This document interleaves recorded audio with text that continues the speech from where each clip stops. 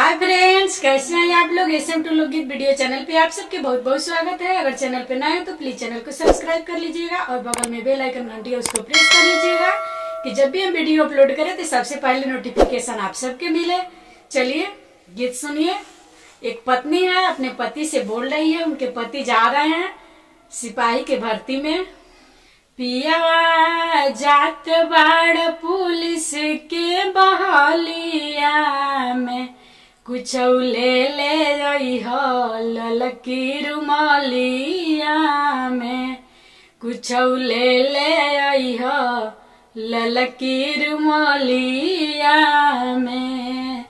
सैया जात बाड़ पुलिस के बहलिया में, कुछ ले ले आई हो ललकी रुमालिया में, कुछ ले ले आई हो ललकी रुमालिया में।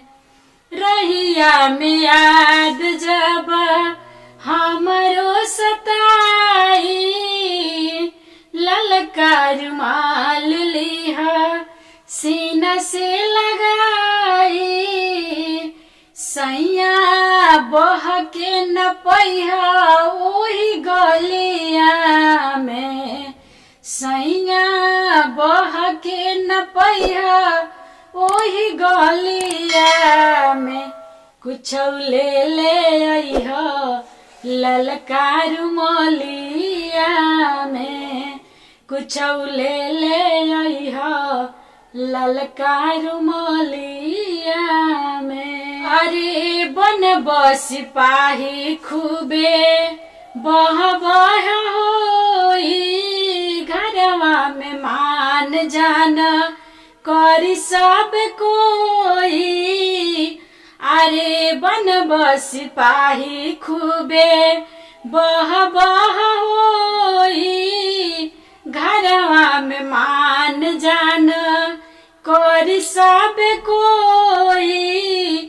कि टॉप करे के बा कौन होलिया में, कि टॉप करे के बा अब की कौन होलिया में, कुछ ले ले आई हो ललकी रुमालिया में, कुछ ले ले आई हो ललकी रुमालिया में। घरवा के दिन दशा बदली सजनवा, घरवा के दिन दशा बदली सजनवा।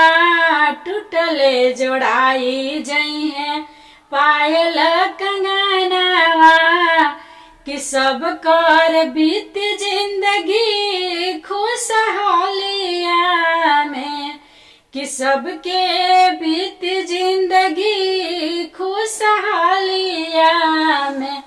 कुछ ले ले आई हो ललकी रुमालिया में, कुछ ले ले आई हो ललकी रुमालिया में। हो सैया जात बाड़ पुलिस के बहलिया में, कुछ ले ले आई हो ललकी रुमालिया में, कुछ ले ले आई हो ललकी रुमालिया।